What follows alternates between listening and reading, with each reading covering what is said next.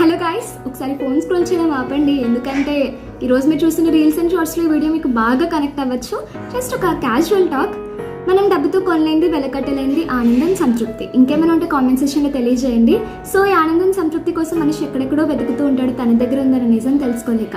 అందరూ మన వాళ్ళు అనుకుంటే అందరి ఆనందం మన దగ్గరే ఉంటుంది. కానీ ఎవరు మన వాళ్ళు కాదు అనుకుంటే ఒంటరి వాళ్ళగానే మిగిలిపోతాం.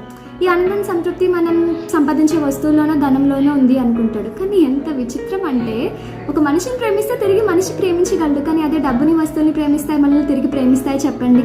మనం వాడికి కాపలాదారులుగానే మిగిలిపోతాం. సో ఈ ఒక్క విషయం గ్రహిస్తే ప్రపంచంలో ఆనందం, సంతృప్తి లేని వ్యక్తులే ఉండరండి.